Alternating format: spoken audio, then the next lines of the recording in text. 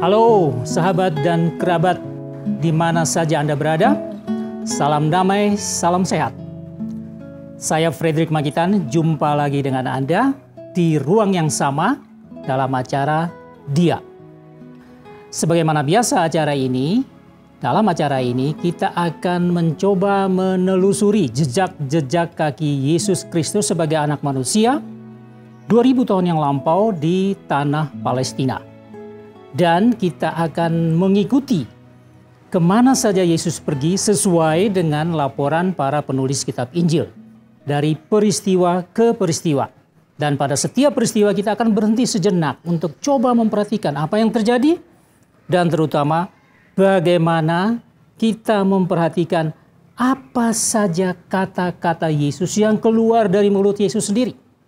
Karena itulah firman yang berkuasa mengubah kehidupan manusia di sepanjang zaman. Nah, hari ini, dalam jumpa kita hari ini, kita akan sampai ke satu tempat. Namanya Kapernaum. Kota Kapernaum di Provinsi Galilea, yaitu di Israel bagian utara. Peristiwa ini terjadi di suatu tempat. Ini deadline-nya ya. Dateline. Terjadi kira-kira di akhir tahun 27 Masehi atau di awal tahun 28 Masehi. Yesus sudah melayani kira-kira 1 tahun yang lampau, dan tahun yang kedua ini Yesus akan secara full melayani di Galilea. Dan kota Kapernaum pada waktu itu diperkirakan konon penduduknya sekitar 3.000 orang. Jadi ini kota besar pada zaman yang lampau, 2000 tahun yang lampau.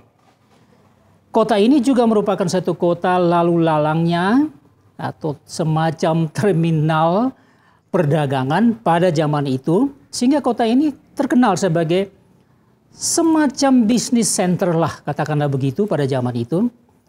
Dan kota ini tergolong kota besar. Yesus bersama ayah ibunya Yusuf dan Maria sebenarnya sudah pindah dari domisili mereka pertama di Nazaret, kemudian sudah pindah ke kota ini. Entah dengan alasan apa kita tidak tahu persis. Jadi kota ini, Kapernaum ini, sekarang disebut sebagai the town of Jesus. Kota ini merupakan ministry center atau juga merupakan mission base, pangkalan misi dari Yesus Kristus. Jadi beliau nanti keluar kemana-mana, balik lagi di situ. Sehingga di kota inilah terjadi banyak sekali pelayanan yang dicatat oleh para penulis kitab Injil. Nah, di Kapernaum ini tepat pada satu hari, khususnya hari Sabat dimulai. Nah, kalau hari Sabat dimulai itu umumnya mulai dari jam 6 pada hari Jumat malam. Jam 18 Jumat malam itu sudah dimulai hari Sabat. Sampai besoknya Sabtu jam 6. Itu kebiasaannya begitu. Jadi pada hari Sabat dimulai, menurut catatan penulis kitab Injil, terjadi di sebuah rumah ibadat. Nah, rumah ibadat ini juga cukup lumayan besarnya di kota Kapernaum yang besar ini. Di situ Yesus masuk. Nah, ini catatannya saya lihat dari apa yang ditulis oleh dalam Alkitab, khususnya oleh penginjil atau penulis kitab Injil Markus dan Lukas. Dan mereka menulis cerita ini, jadi pada hari itu, pada hari Sabat dimulai itu, Yesus masuk ke dalam rumah ibadat dan mengajar di situ. Ini merupakan kebiasaan rupanya. Mungkin Yesus bukan sekedar seorang pemuda tukang kayu dari Nazaret yang sudah hijrah ke Kapernaum, tapi orang pada dasarnya kenal dia. Dia tidak sekedar seorang pemuda biasa, tapi ada sesuatu yang merupakan faktor lebih pada diri Yesus Kristus. Sehingga kok dia diberi kesempatan, dan selalu begitu, untuk entah itu membacakan kitab-kitab dari kitab Taurat, entah itu berkhotbah, mengajar, dan pada saat itu Yesus mengajar di situ. Dan dikatakan di situ, pengajaran Yesus pada hari itu luar biasa berkuasa. Ini menurut kesaksian-kesaksian orang yang ada di situ. Dia mengajar dengan penuh kuasa. seperti orang yang punya wibawa besar. Tidak sama dengan ahli-ahli Taurat atau imam-imam yang selama ini mereka tahu, bahkan dari Yerusalem sekalipun. Jadi Yesus ini khas, Yesus ini luar biasa, punya kuasa. Dirasakan melalui pengajarannya pada hari itu. Nah, ini menurut kesaksian mereka. Dan dikatakan juga jemaat yang hadir, jemaat Yahudi yang hadir dalam sinagog atau dalam rumah ibadat itu cukup besar, cukup banyak. Dan Yesus berkhotbah di situ.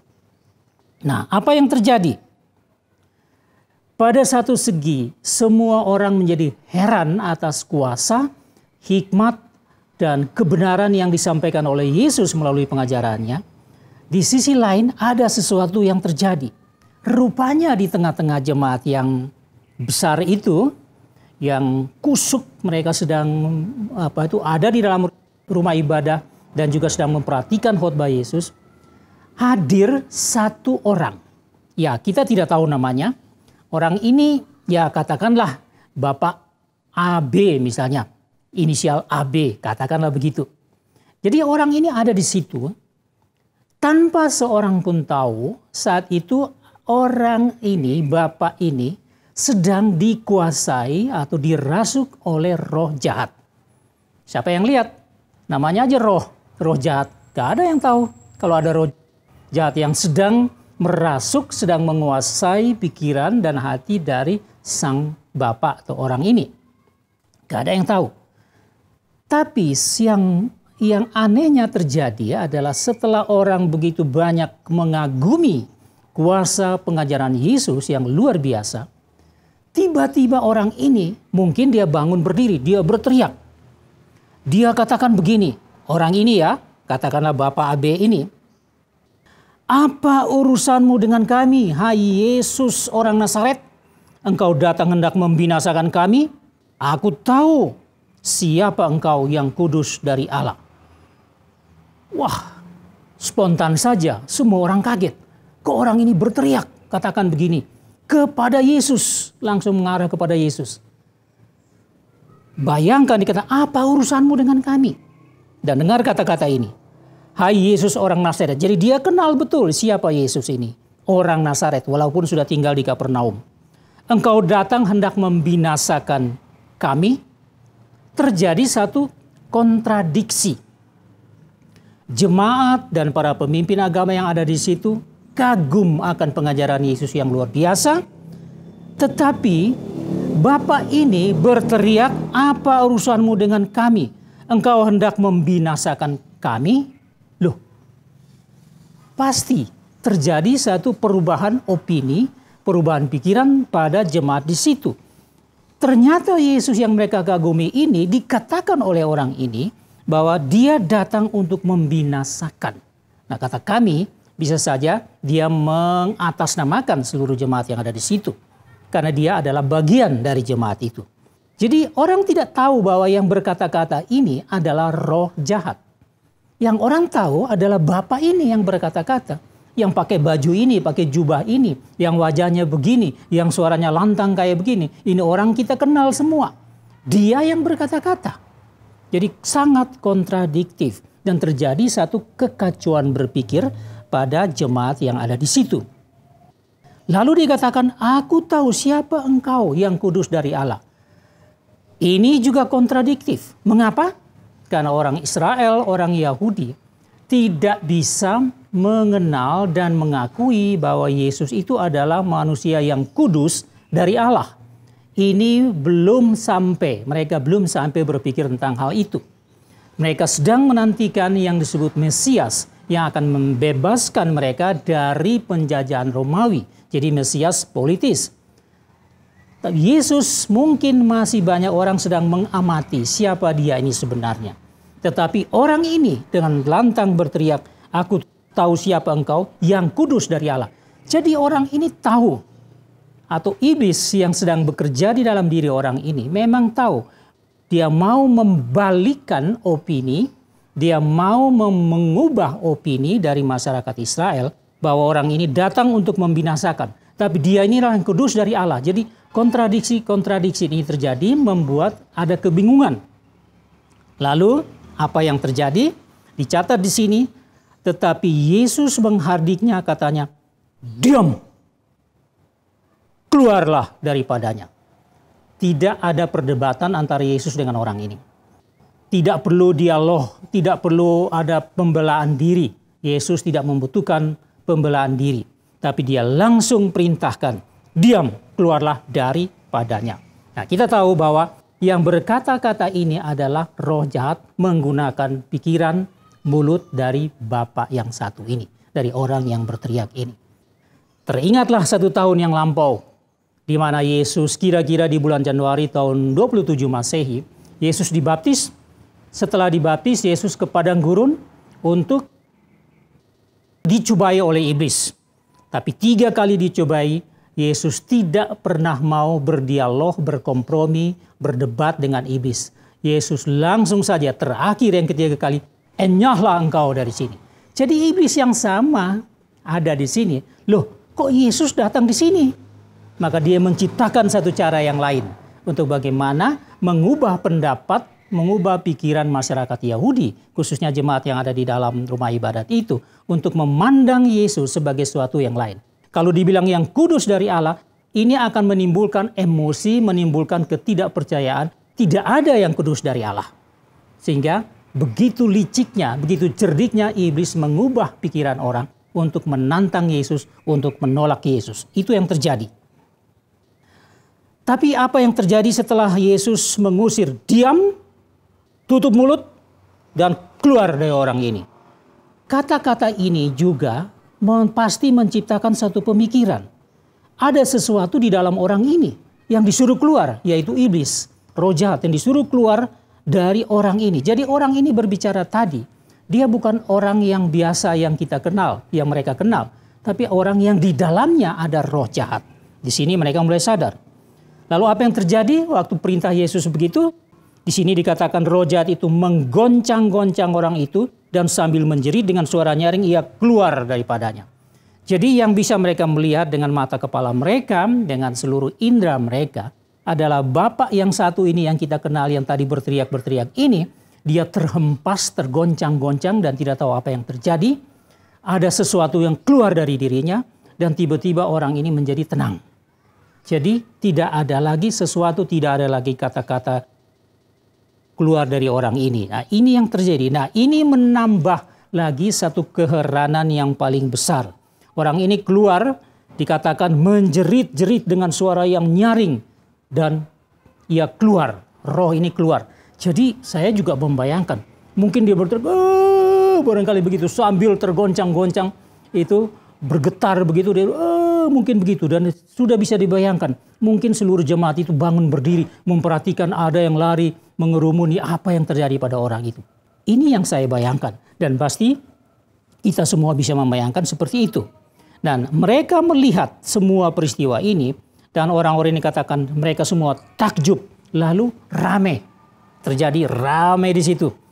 Sudah dari mulut ke mulut sudah bicara rame ini, sudah kayak burung berkicau, sudah kayak rame di pasar orang berbincang-bincang. Ini apa ini?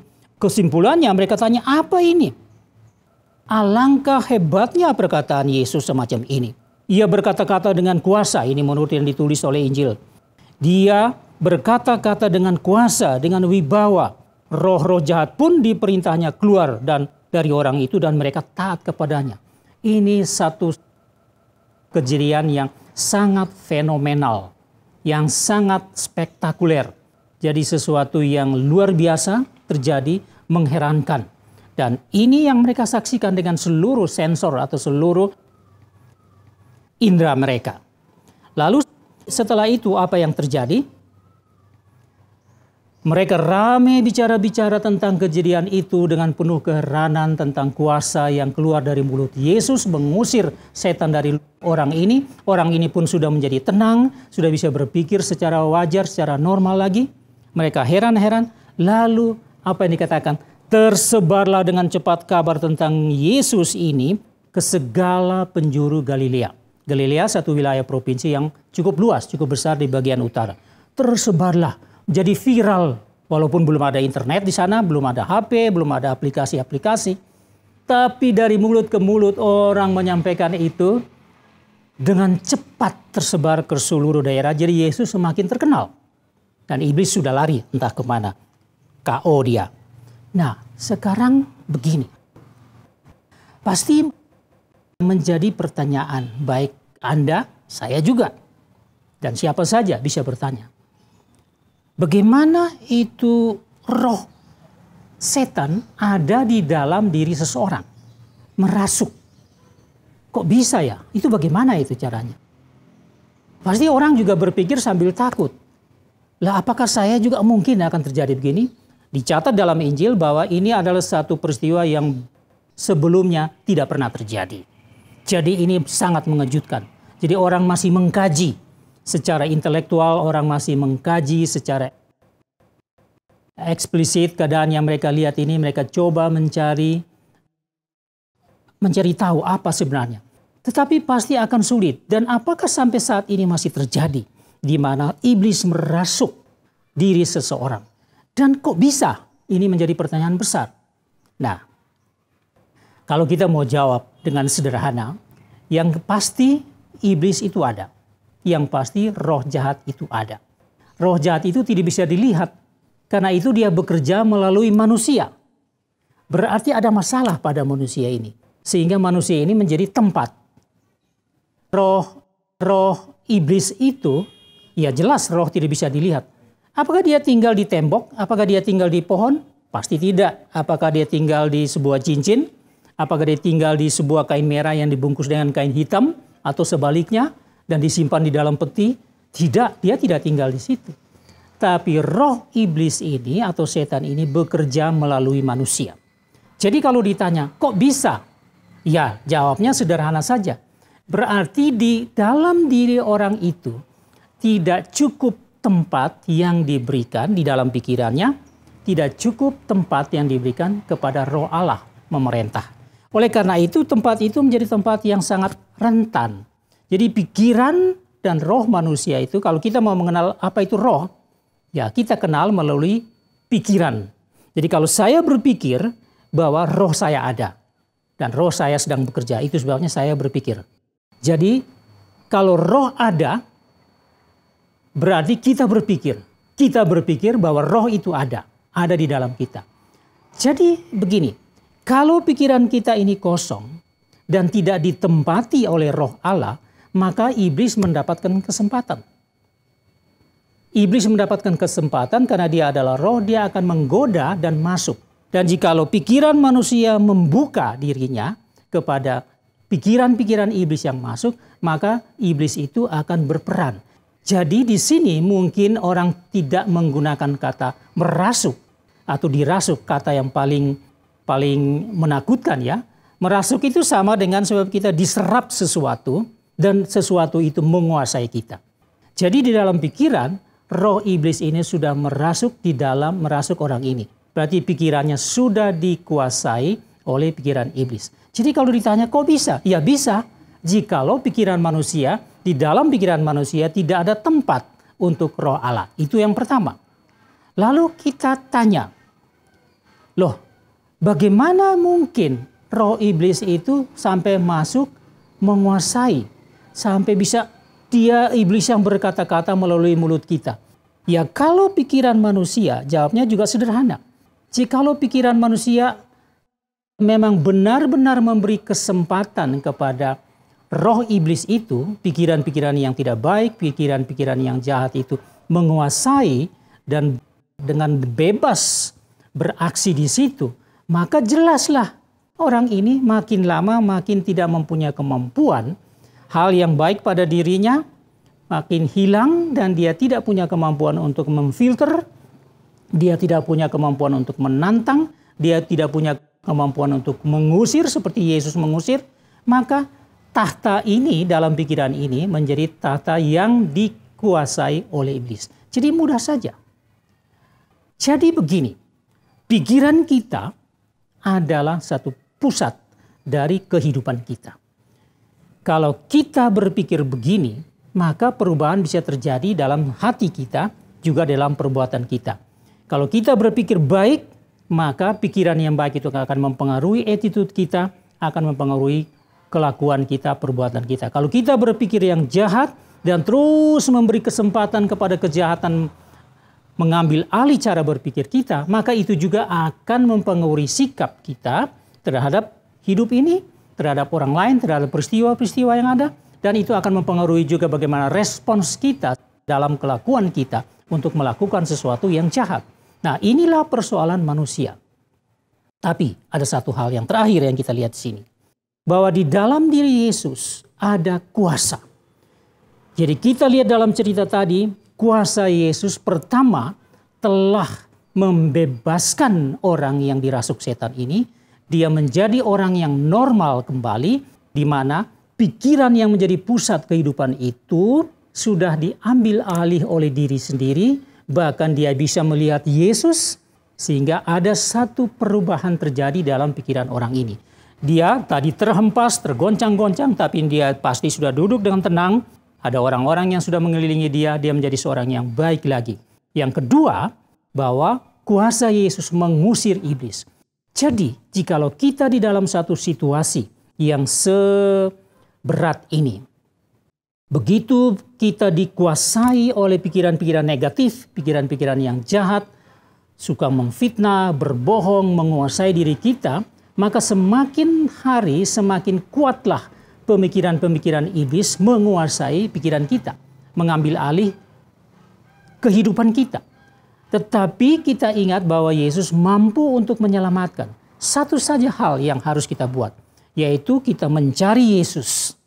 Kita datang kepada Dia karena kita tahu bahwa Dia mempunyai kuasa untuk membersihkan pikiran kita, untuk memberi kepada kita kekuatan untuk menolak semua pikiran yang tidak baik yang menghinggapi pikiran kita.